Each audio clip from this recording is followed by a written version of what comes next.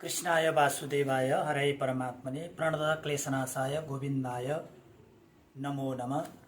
जय श्री कृष्ण, जय श्री राधे। आज म 2078 साल फाल्गुन महिनाको 30 गते आम्मलकी एकादशीको महिमाको कथा प्रसङ्गका साथमा यसको महत्त्व र यो व्रतको महिमा र व्रत कथाका साथमा उपस्थित भएको छु। म पण्डित उदयनारायण बास्कोटा। 2078 साल फाल्गुन महिनाको 30 गते तिस्या नाम गरेको नक्षत्रको युगमा आम्मलकी नाम गरेको एकादशीको परम पावन व्रत तिथि रहेको छ। हाम्रो वैदिक धर्मशास्त्र अनुसार एकादशीको अत्यन्तै ठुलो महत्त्व छ। 10वटा कर्मेन्द्रिय र ज्ञानेन्द्रियका साथमा एउटा मनलाई परमात्मा प्रभु श्रीहरिका चरणमा समर्पण गर्नु नै एकादशी व्रतको सबैभन्दा महत्त्वपूर्ण फल हो। त यो सालको आम्मलकी नाम गरेको एकादशी फाल्गुन महिनाको शुक्ल पक्षको एकादशी विशेष संयोगका साथमा उपस्थित रहेको छ र एकादशीका व्रतका कारणले सबै मनोवाञ्छाहरू पूर्ण हुने, धर्म अर्थ काम मोक्षादि सबै चिजहरू प्राप्ति हुने किसिमको महिमा छ। त्यसमध्येमा पनि यो आम्मलकी एकादशीको महिमा त अत्यन्त धेरै छ। यो एकादशी तिथिमा विशेषतया नामबाटै स्पष्ट छ कि अमलाको पूजा अर्चनादि कर्म, त्यसै गरी भगवान लक्ष्मीनारायणको पूजा अर्चनादि कर्म, भगवान शिव र पार्वतीको पूजा अर्चनादि कर्म, लक्ष्मीनारायणको पूजा अर्चनादि कर्म, त्यसै गरी भगवान परशुरामको पनि पूजा आराधना यो आम्मलकी एकादशीका बीचमा गरिन्छ। विशेषतया शिव पार्वती, लक्ष्मीनारायण, त्यसै गरी परशुराम भगवान, अमला यिनीहरूको विशेष पूजा गर्ने पावन तिथिका रूपमा यो आम्मलकी एकादशीको महिमा छ। एकादशीको व्रतका लागि अघिल्लै दिन परम पावन र परम पवित्र शुद्ध भावले रहेर ब्रह्म मुहुर्तका बीचमा उठेर गंगाजीका बीचमा स्नान गरेर अर्थात् घरमै गंगाको आवाहनका साथमा स्नानादि कर्म सम्पन्न गरेर नित्य कर्मबाट निवृत्त भएर अमलाका वृक्षका फेदमा गएर भगवान परमात्मा प्रभु श्रीहरिको पूजा अर्चनादि कर्म यथासम्भव रूपमा गर्नुपर्दछ र अमलाको सेवन, अमला नै भगवानका लागि अर्पण, त्यसै गरी अमलाको पूजा, यी समस्त कर्मले व्यक्ति मात्रको दुःख, दारिद्र्यता, त्यसै गरी कष्ट निवारण हुन्छ। अमलाको वृक्ष वास्तुशास्त्र अन्तर्गत पनि घरमा साह्रै महत्त्वपूर्ण मानिन्छ। त्यसै गरी अमला लक्ष्मीनारायणको स्वरूप मानिन्छ, लक्ष्मीको विशेष प्रतीक मानिन्छ र घरमा अमलाको वृक्ष हुनुका लागि अत्यन्त शुभ पनि मानिएको छ। यसैले यो आम्मलकी एकादशीको व्रत अत्यन्त महत्त्वपूर्ण छ। विशेष गरेर त्यस दिन लक्ष्मीनारायण भगवानको पूजा अर्चनादि कर्म अमलाका वृक्षका फेदमा सम्पन्न गर्दै पूजा अर्चनादि कर्म सम्पन्न गरेर एकादशीका महिमा कथा प्रसङ्गहरू श्रवण गर्ने, त्यसै गरी भजन संकीर्तनहरू, परमात्मा प्रभुका नाम कीर्तनहरू एकादशीका बीचमा रातभर जागराममा रहेर भगवानको आराधना गर्ने, यिनले मनमा चिताएका समस्त किसिमका मनोवाञ्छाहरू पूर्ण हुन्छ, दुःख र कष्टहरू निवारण हुन्छन् र मोक्ष गति समेत प्राप्ति हुन्छ। विशेषतया आम्मलकी एकादशीका बीचमा जसले अमलाको वृक्षमा भगवान परमात्मा प्रभुको त्यो फेदमा लक्ष्मीनारायणको स्थापना गरेर परमात्मा श्रीहरिनारायणको स्थापना गरेर ओम नमो भगवते वासुदेवाय 108 मन्त्र अर्थात् 1008 मन्त्रद्वारा, त्यसै गरी विष्णु सहस्र नामको पाठद्वारा अमलाको पूजा अर्चनादि कर्म सम्पन्न गरेर कसैले त्यो अमलालाई आफ्नो धन भण्डारमा लगेर राख्नुहुन्छ भने लक्ष्मीको सदा कृपा बर्सिरहन्छ। त्यसै गरी अमलाको वृक्षका साथमा जल भएको नरिवलको पूजा अर्चनादि कर्म सम्पन्न गरेर धन भण्डारका बीचमा कसैले लगेर राख्नुहुन्छ भनेदेखि उहाँहरूको घरमा माता लक्ष्मीको कृपा कहिल्यै पनि छोड्दैन। त्यसै गरी आम्मलकी एकादशीको व्रत महिमा दाम्पत्य जीवनको सुखका लागि पनि वर्णन गरिएको छ। दाम्पत्य जीवनमा केही मतभेदका अवस्थाहरू रहेको छ भने अमलाको वृक्षका फेदमा विशेष गरेर दूधद्वारा सेचन गरेर त्यसै गरी अमलाको वृक्षका लागि यथासम्भव 108 पटक प्रदक्षिणा गर्नाले दाम्पत्य जीवन सुखमय हुन्छ, समृद्धिमय हुन्छ, आनन्दमय हुन्छ। त्यसै गरी जसको ग्रहयोग अन्तर्गत पनि बुध ग्रहको कमजोरी, त्यसै गरी गएर माता भगवान लक्ष्मीनारायणको कृपाका लागि पहेँलो फुलको माला परमात्मा श्रीहरिका लागि अर्पण गराउनका कारणले पनि भगवान परमात्मा श्रीहरि नारायणको कृपा वर्षन्छ। त्यसै गरी ग्रह योगमा, ग्रह कुण्डलीमा बुध नाम गरेको ग्रहको कमी कमजोरी पनि समापन हुन्छ, अर्थात् बुधको कृपा सदा व्यक्तिका लागि वर्षन्छ। त्यसै गरी घरमा शान्तिका लागि अमलाका वृक्षमा जल सेचन गर्नका कारणले घरमा पूर्णतया शान्ति हुन्छ, पारिवारिक सुख समृद्धि र शान्तिको अवस्था प्राप्ति हुन्छ। यस्तो छ। यसै गरी अमलाको विशेष पूजनका साथमा अन्य भगवान परशुरामको पूजा अर्चना आदि कर्मको महिमा पनि त्यत्तिकै छ त्यस दिनमा।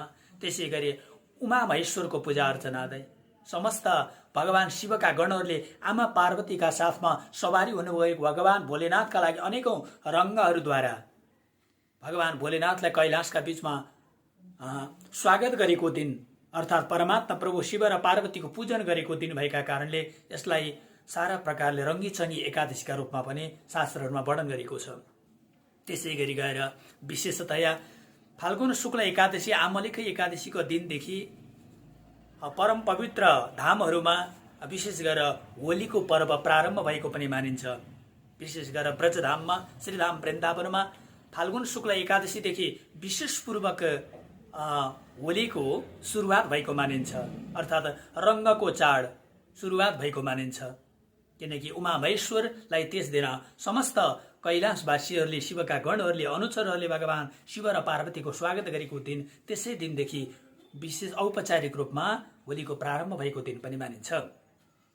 र अब यो आमलेखै एकादशीको व्रतकथा अन्तर्गत मान्धाता र वशिष्ठ नाम गरेको ऋषिको संवाद शास्त्रमा वर्णन गरिएको छ।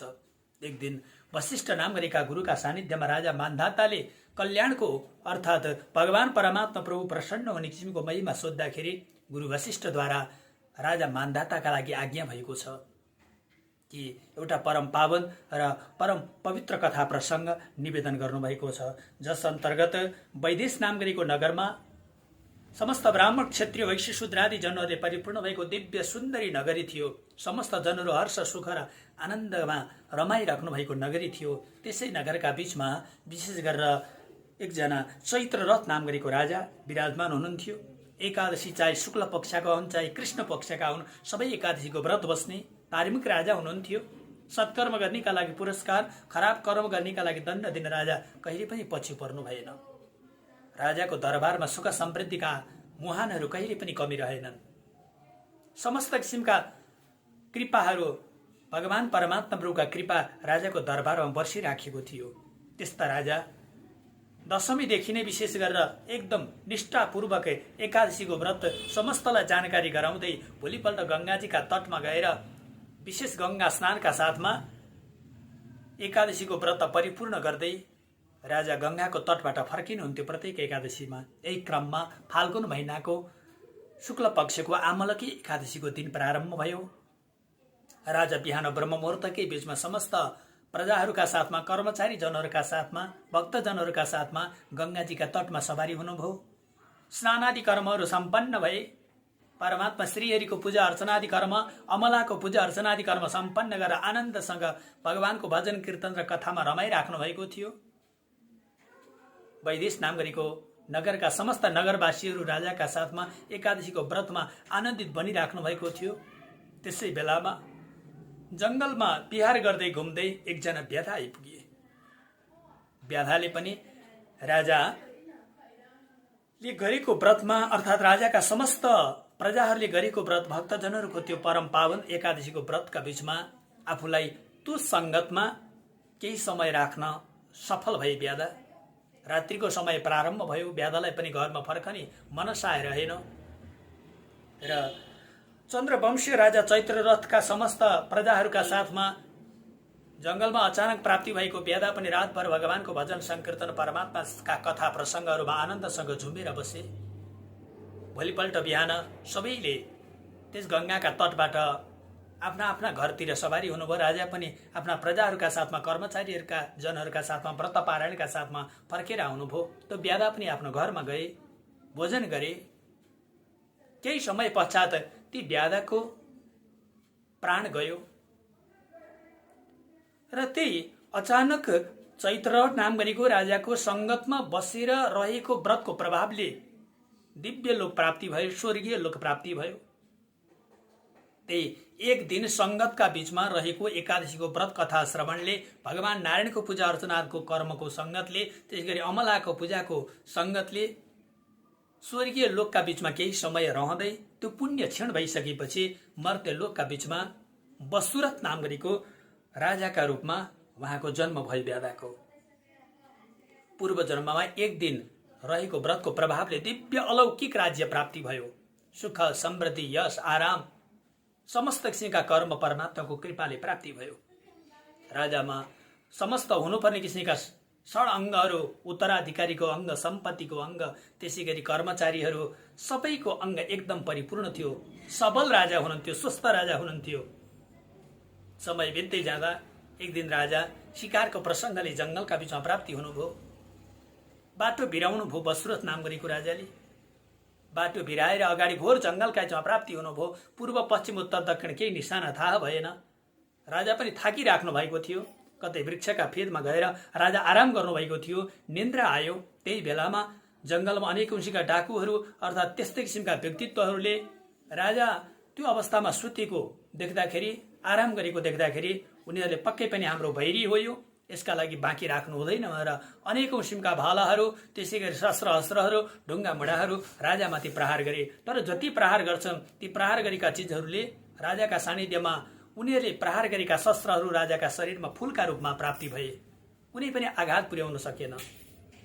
पछाडि सारा प्रकारले समस्त हजारौं हजार जङ्गलका ती डाकाहरूले, चोरहरूले आक्रमण गरिसकेपछि एकादशीको प्रभावले राजाको शरीरबाट एउटा दिव्य शक्ति प्रादुर्भाव भयो। ती शक्तिले को प्रादुर्भाव अन्तर्गत ती समस्त किसिमका राजाका बैरीहरू अर्थात् जति शत्रुहरू थिए वरिपरि राजालाई आक्रमण गरिराखिएका ती सबैका लागि नष्ट गरिदिनु भयो। राजा एकैछिनपछि आँखा खोलेर हेर्दाखेरि वरिपरि सारा किसिमका चोर डाकाहरू अर्थात् शत्रुहरू, बैरीहरू मरिराखेको। राजा आश्चर्यमा पर्नुभयो। आखिरमा के भयो यो? यिनीहरू कसरी मरे, कसले मार्यो? त्यही बेलामा आकाशवाणी भयो, राजन आज हजुरको शरीरबाट उत्पन्न भएको अद्भुत शक्तिद्वारा यी समस्त हजुरका बैरीहरू नाश भएका छन्। यो एकादशीको कृपा हो, परमात्मा श्रीहरि लक्ष्मीनारायणको कृपा हो हजुरमाथि। हजुर निश्चिन्त हुनुहोस्। यो सम्झिसकेपछि, यो सुनिसकेपछि राजा कृतार्थ हुनुभयो। जङ्गलबाट फर्केर आउनुभयो र प्रत्येक एकादशीका व्रतहरू राजाले विधिपूर्वक समस्त जनहरूका लागि पालन गराउनुभयो। आफूले पनि एकादशीका परम पवित्र र पावन व्रतहरूको पालना गर्नुभयो र अन्तिममा राजा पनि त्यही एकादशीको प्रभावका कारणले भगवत धामका बीचमा प्राप्ति हुनुभयो। भने सज्जन वृन्द, एकादशीको व्रत यति महत्त्वपूर्ण छ जीवनमा। अरू व्रत सकिल बस्ने, नसके नबस्ने, तर 15 दिनमा एकादशीको व्रत भने अवश्यमै पनि गर्नुपर्दछ। राजाका लागि पूर्व जन्मको ब्याधा, दोस्रो जन्ममा सुख, समृद्धि, यश, आरामका साथमा सबै चिज प्राप्ति हुँदै भगवत गति कृपा प्राप्ति भयो भने हामीले श्रद्धा भक्तिपूर्वक परमात्मा प्रभुका बीचमा समर्पित भएर एकादशीको व्रत बस्यौँ भने अवश्यमै पनि भगवत कृपा हुन्छ, परमात्माको कृपा वर्षन्छ। यसैमा सबैको कल्याण छ, यसैमा भगवान परमात्मा प्रभुको कृपा हुन्छ र सबैजनाले यो भावलाई मनन गरौँ, चिन्तन गरौँ, परमात्मा प्रभु श्री हरिनारायणका साथमा समर्पित हौँ र एकादशीको व्रत बसौँ। जय श्री कृष्ण, जय श्री राधे, जय हो।